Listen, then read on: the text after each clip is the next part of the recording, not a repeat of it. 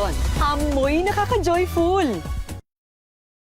Sa lahat ng bagay, simula pa lang, siguraduhing max protection na.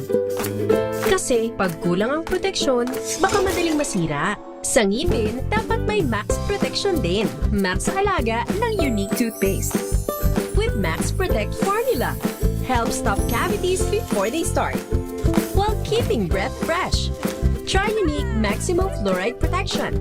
Para max alaga, max protektado. ACS.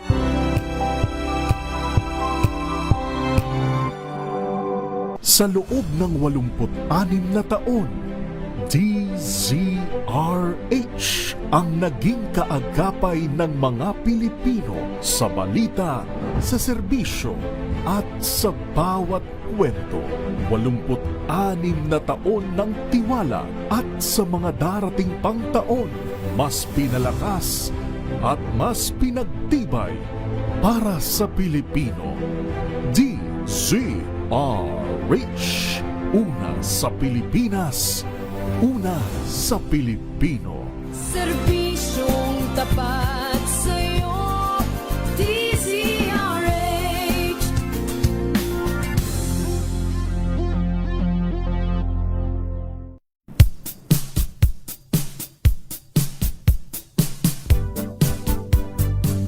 Magandang gabi Luzon, Visayas at Mindanao. Good evening Metro at Mega Manila. Today is Saturday. Alam niyo, it's been a while mula nung magkaroon ako ng guest dito sa ating studio. At kadalasan kapag sinasabi ko namang guest, iniisip siguro natin, kailangan ba established na? Kailangan ba successful na agad? O napakatagal na sa kanilang mga kinabibilangang industriya? Pero minsan ang pinakamagandang kwento kasi, especially sa ating programa, yung nanggagaling sa mga taong nasa gitna pa lamang ng proseso, di ba? Yung mga hindi pa tapos, pero tuloy-tuloy ang kanilang biyahe at patuloy pa rin ang kanilang pagkatuto. Kasi in reality, hindi mo naman kailangan maging successful agad para magkaroon ng kwento na dapat mapakinggan, di ba? Minsan nga, mas totoo pa ang kwento ng isang tao na kasalukuyang yun ba naghahanap pa lang ng kanilang direksyon sa buhay. Anyway, welcome ho sa ating programa na nakikinig sa bawat kwento ng mga manggagawang Pilipino, sumisilip sa buhay sa bawat o sa likod ng bawat hanap buhay. Ito po ang Hanap Buhay Diaries at ako po si Kyle Bulias.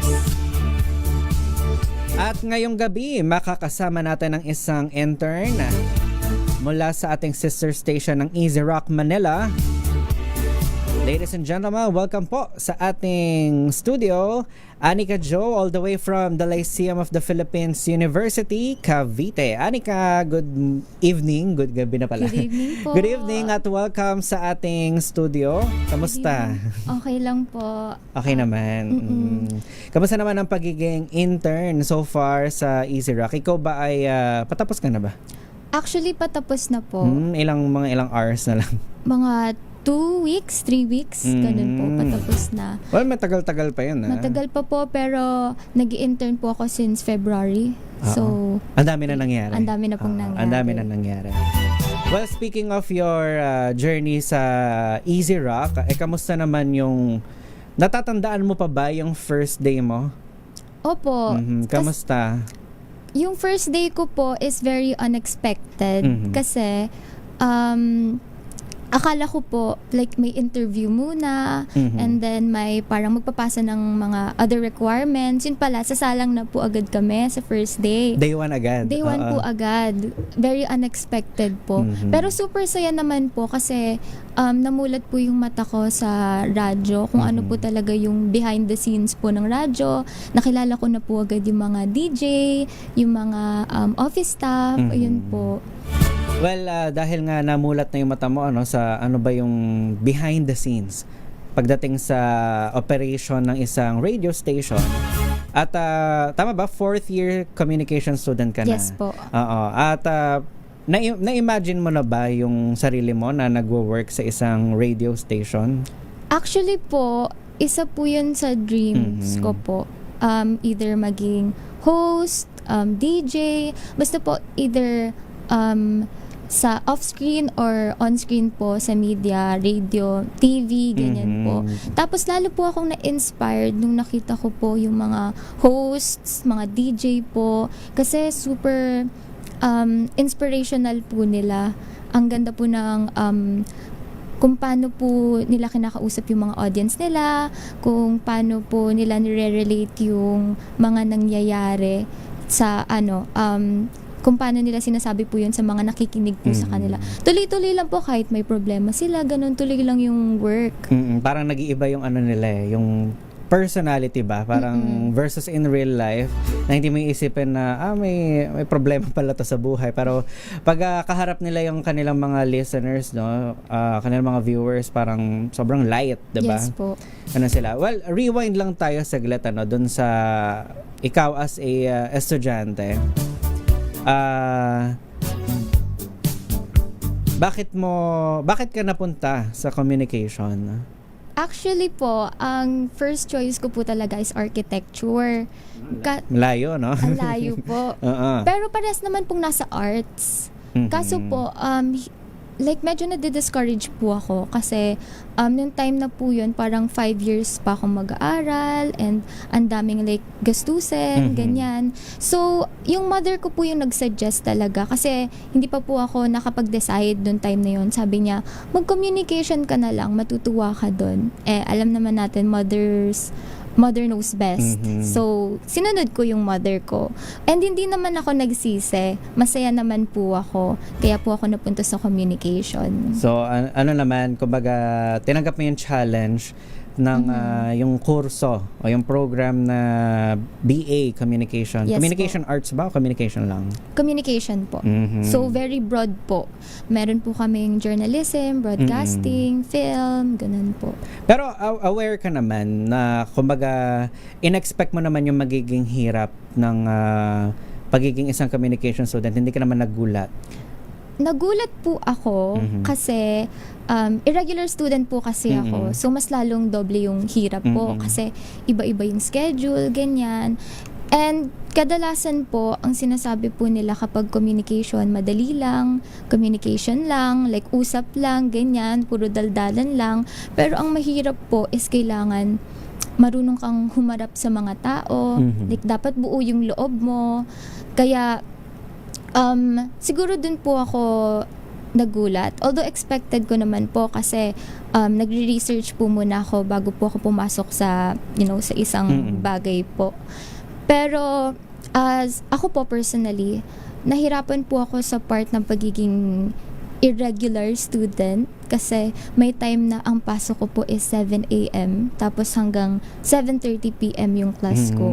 Kaya hindi ko po na ma-manage ng maayos yung time ko. Tapos ang dami pa pong kailangang gawin kasi meron po kaming mga written na activities pero at the same time meron din pong mga outputs like mga film, scripts, ganyan po.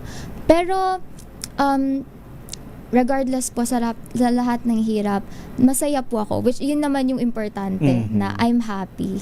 Ayan. Yan ang yan ang reality ng pagiging isang comm student kasi sinasabi nila parang mas komportable, ganyan. Hindi siya comparable. Actually, hindi naman talaga siya comparable yung hirap niya sa mga program sa field ng sciences and mathematics, 'di ba? Yung mga engineering, ganyan, yung nasa field ng medicine. Ano yan iba yung level ng hirap nila. May hirap talaga yung course nila. Yes, pero hindi po. naman ibig sabihin na madali yung sa atin.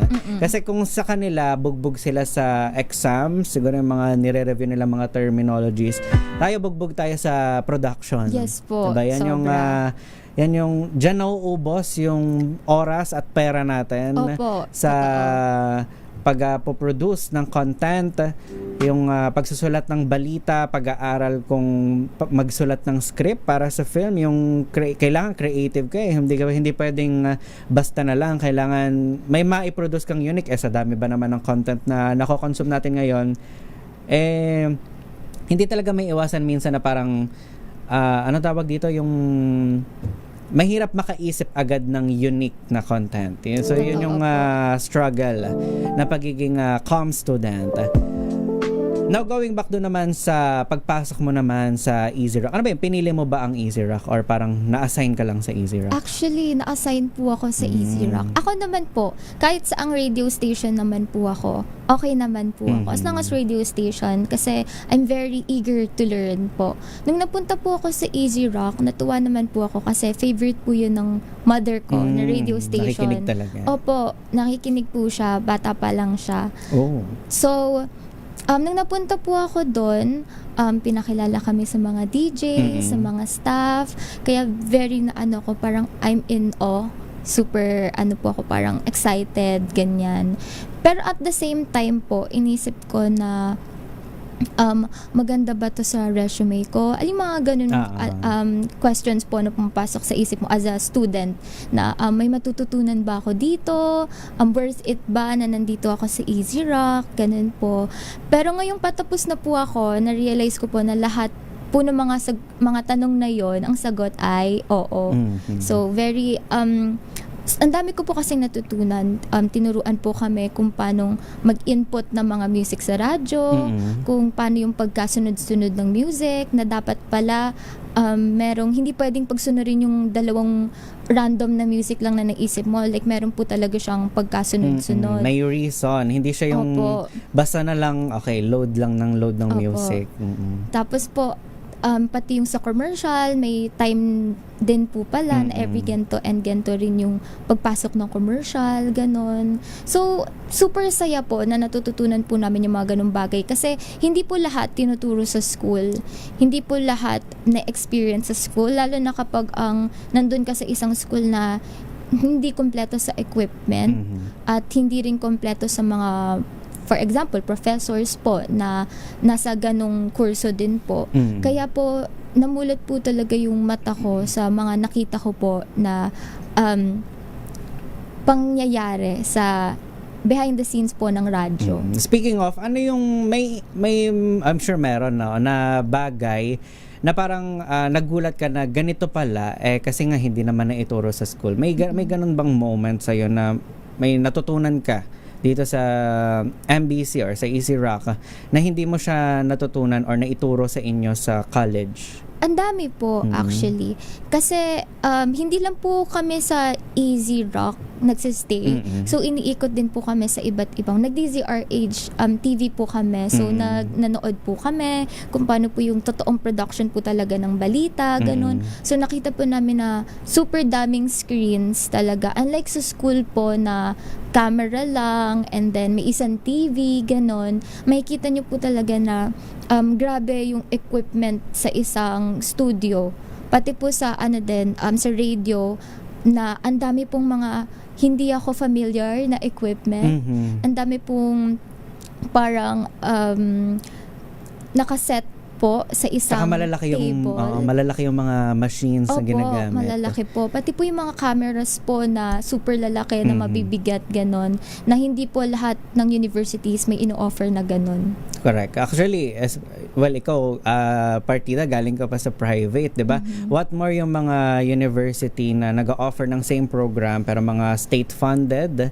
Ayan. Actually, sa pinanggalingan kong school, kung maawa ka na lang talaga dun sa estado ng aming TV studio, parang isang malaking green room lang siya pero yung mga equipments kailangang magpaka-creative na lang siguro yung gamitin ko yung term ng mga estudyante para maitawid nila yung production nila and siguro bagamat hindi siya ideal pero diyan natututo din yung mga estudyante kung paano sila magiging maparaan, paano nila lulusutan yung problema na ipinresenta sa kanilang harapan lalo sa pagpo-produce yung mga ganyang klase ng output. Well, anyway, siguro yan din ang importance ng pagsasagawa ng studio tour para sa mga comm student na nakikinig sa atin at siguro sa lahat din ng yung mga iba pang industry, hindi lang sana sa on-the-job training ginagawa sana na-expose pa rin sila ng kanilang mga school, yung mga advisors nila sa ano ba yung reality nung Yes magiging po. buhay nila outside the school at kapag nag-decide na sila na mag-pursue ng career na align talaga dun sa kinuha nilang course. Well, anyway, sa first few 100 hours ng yung internship, ano yung pinaka-challenging sa tingin mo na ginawa mo? Actually po, hindi ko po alam if this is a bad thing. Mhm. Pero po, para sa akin po, sa work po, wala pong challenging talaga. Kasi po kapag gusto mo yung ginagawa mo, parang hindi naman siya mahirap. Mhm. Siguro po sa ano lang, pag back and forth sa OJT and sa school. Kasi po, kahit Okay. po nasa OJT na po kami, meron pa ring mga schoolworks, may thesis, ganun. Doon lang po ako siguro nahirapan sa pagmamanage ng time. Kasi may time po na half day po ako dito. Tapos sa General Trias, Cavite pa po yung school ko. Yung biyahe. So parang mga 3 hours na biyahe, pasok po ako doon. Doon lang po ako nahirapan. Pero sa work po talaga, kahit po yung maliliit na na hindi naman po work-related na kunyari ginagawa po namin, hindi po ako nahirapan. I am very thankful pa rin po, tsaka masaya po talaga sa environment po dito sa MBC. Manageable, kumbaga, yung Manageable mga po. task, mga small tasks na pinapagawa. Pero Yes po. may mga pinagawa ba sa inyo na parang hindi mo in-expect na gagawin mo? Meron po, yung mga events po. Kasi hindi ko po in-expect na ang mga radio station po is marami din pala silang events like outside po ng office ng radio station. Recently po, gumawa po kami ng stickering po with Easy Rock. Kasama po namin yung mga DJs, office staff. So, nagdidikit po kami ng stickers po sa mga vehicles po. And then, ano po siya, promotion, marketing po ng Easy Rock. So, dati po, pangatlong beses ko na po kasi yun ginawa. Pero nung first time, nagulat ako na, ay, ganito pala, meron din palang mga ginagawa outside na promotion yung Easy Rock and other radio stations as well po. So, dun lang po ako nagulat. Pero not in a bad way. Masaya pa rin po. Kumbaga, kasi sa iba parang ang pananaw nila after the board work, yun na yun. Parang you're just there, mag-play ka ng music, mag-adlib ka, makipag-interact ka sa listeners mo, and that's it. Yes po. Pero in reality, marami pang kailangan gawin kasi syempre teamwork naman yung pagpapatakbo ng isang radio station, and siguro of course naituturo naman 'yan sa school, pero minsan hindi ganun ka na-establish kung gaano ka Yes involved yung mga DJ na akala nila yun lang yung trabaho ng DJ. No. Ang dami po. Marami pa silang ginagawa. May moment ba na parang nagkamali ka sa may pinagawa sa iyo and then nagkamali ka? Opo, Paano mo siya sinolusyonan? maraming beses na po. Siyempre po, intern pa lang naman po. And then, this is my first time here po sa gantong workplace. Kahit po simpleng pag-e-encode, minsan nagkakamali po ako.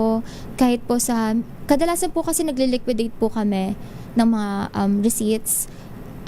Dun po, madalas po ako nagkakamali. But, syempre, kaya ako po dinodouble check, triple check, and then, good thing po, ang supervisor namin is hindi naman ganun ka-strict. So, kapag nagkamali, imbes na pagalitan, ang ginagawa po niya ay sinasabi na mali ka dito, you should change it. Parang ganun. Tinuturuan po kami kung ano yung mas okay na way para ganun po. May moment ba na, well, sabi mo kanina, nakwento mo nakakasama mo yung mga DJ and of course yung iba pang staff ng station. May moment ba na parang na-intimidate ka sa kanila? Or nakaka-intimidate ba silang makatrabaho? At first po, very na-intimidate po ako kasi syempre, dati naririnig ko lang po kasi sila sa radio. Ngayon po nakakausap ko na po sila in person, nakikita ko na po sila in real life. Pero po nung nakilala ko po sila, doon ko po na-realize na ang babait po nila, very nakikipagsalamuha po, hindi lang po sa mga kapwa DJs but other staff as well. Tapos po minsan tinuturuan din po kami kay DJ Sam na tinuruan po kami, hello po, na kung paano po load ng mga songs. Pinakita niya po sa amin kung paano po nag-work yung software, ganun po. Very open po sila. Okay naman sila. As Yes po. mentors, kumbaga. Yan. Yes po. Siguro, as a com student na ngayon, nandito ka na sa, na-experience mo firsthand kung paano tumatakbo ang isang radio station, mas naging clear ba sa'yo na kung ano yung gusto mong career after your graduation? Yes po. Actually, clear naman po siya Clear naman before. siya. Ngayon, parang mas naging, dati po kasi, simula po na nag-enter po ako ng college, yun na po yung, nung nakita ko po siya sa college, yun na po yung gusto kong gawin na filmmaking, directing, so either po sa news, sa balita, sa pag-DJ din po. So, dun din po lalong na ano yung utak ko na, oo, gusto ko talaga dito. Nung nakita ko na po siya dito sa, like, in real life po, dun ko na po lalong na-determine na pag dito ako nagtrabaho, magiging masaya ako. Sure ka na? Sure naman na po. Sure naman na. Of course, syempre kapag nag-OJT ka naman, ano naman to sa lahat naman to ng company. I'm sure makakakwentuhan nyo naman yung mga matagal na nagtatrabaho doon, and for sure hindi naman lahat ng company perfect, di ba? Yes po. May mga imperfections, may mga flaws din naman yan. But sa huli, ang nagmamatter kasi, una is yung gusto mo ba yung ginagawa mo? And mapapakain ka ba nung ginagawa mo? Ngayon, ang para naman sa mga siguro incoming college students na interested na kumuha ng program sa communication, ano yung maipapayo mo sa kanila? Ang maipapayo ko po is, alamin nyo muna if gusto nyo talagang tahakin yung landas na to. Kasi po ako, masasabi ko po na I chose the right path. Kasi, although ang daming challenges po, ang daming sleepless nights, at the end of the day, masasabi ko po na masaya ako at worth it. So, alamin nyo muna if kapag natapos nyo ba yung kursong yun, magiging masaya ba kayo? Yung mga trabaho ba na pwede nyong ma-applyan ay masaya din kayo, ganun po. At sa huli, ilang weeks na lang bago ka matapos, and after nun, graduate ka na. Yes So po. far, sa buong journey mo as a communication student, yung 4 years, and kasama na yung internship, yung pagiging exposed mo doon sa yung day-to-day operation ng isang industriya na in the future gusto mong maging kabilang. Ano yung natutunan mo, not as a student pero as a person? Ano yung parang pinakamahalaga na natutunan mo so far? Kailangan po mahaba yung pasensya mo. Hindi ka pwedeng mag-give up na lang. Yung bumigay ka na lang in the middle of yung process mo ng college, ganyan. Kasi po, ang dami ko pong kakilala na nag-give up po na sa kalagitnaan ng process. Tas at the end of the day, sasabihin po na sayang, sana hindi po sila nag-give up. Kaya po sa mga listeners dyan, don't give up. Kaya nyo yan. Kaya kapag incoming college kayo, kaya nyo yan. Kapag in the middle of your college career and kung patapos ka na, alam ko pong kaya nyo yan as long as iisipin nyo na kaya nyo yan. Yan. Tama, di ba? Kasi ang pinakamahalaga talaga is that you tried, di ba? Yes po. Ano man yung maging resulta, at least you tried. Kasi yan yung sabi nga ng mga natin, di ba, ng mga Gen Zs na usually ang greatest multo nila is hindi nila sinubukan. Ay, opo. Diba? So kapag hindi mo sinubukan, you'll never know talaga anong kahihinatnan. And kung sinubukan mo man at nag-fail man, at least you tried, alam mo na you did your best. You did everything na kung ano yung kaya mo. And alam mo na okay, hindi talaga for you. And magbubukas yun ng mas marami pang opportunity para sa'yo. At ang bilis ng oras, 7:30 na agad ng gabi. At thank you Anika for guesting at sa pagbisita sa DZRH. May gusto ka bang batiin? The floor is yours. Gusto ko lang pong mag-hello, magbatiin po yung grandparents ko, lolo and lola ko po na nanonood po ngayon, kay Nanay Baby and Tatay Aser. And pati po sa mom ko na supporter din po ng DZRH. Lagi po nilang pinapanood ito. Hello po kay Mama Angel. Thank you po for supporting and for watching po. Ayan. Thank you so much sa ating mga nakasama ngayong gabi. Batiin ko lang din ang mga tambay natin sa ating YouTube live stream at sa ating Facebook sa via DZRH News at DZRH News Television. Ayan, magandang gabi kay Teresita Atienza. Ayan, agree siya na ang bawat course may kanya-kanya itinuturo na kailangan estudyante. So, mas maganda talaga, correct na mas maganda talaga kung gusto mo talaga yung inaaral. At sayang din yung mga nag-give up. Well, siguro dagdag ko lang din singit ko lang sa mga siguro sa mga taong sumuko na. I think may mga reason din naman sila kung bakit sila sumuko, and for them yun na yung end. Pero ang pinakamahalaga talaga is kung sumuko sila, okay, pero tinry naman nila di ba? Mahalaga. Ayan, good evening kay Hanzala Tarambisa, Raul Leido, ayan. Kay Marilyn Tison from Bocaue, Bulacan. Kay Albert Wong. Ayan, magandang gabi din kay sa aking parents dyan sa Laguna. At good evening din kay Lay Poheda at happy birthday kay Tita Shirley Poheda. Ayan.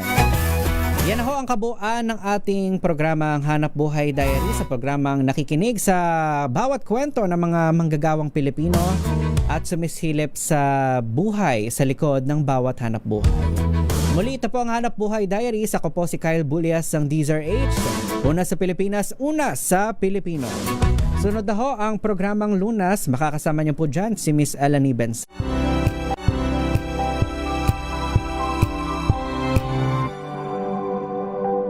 Wow, ang saya. Isang barangay na labada, puro mancha pa. Goodbye, pahinga. Mommy, isang laba lang yan sa Pride Bar Blue. May powerful stain-away enzymes na malupit sa dumit mansya. At di masakit sa kamay. Isang laba lang yan. Hello, pahinga. Hello, Pride Bar Blue. ACS. Tanggaling-galing mo. Smart dishwashing paste ko.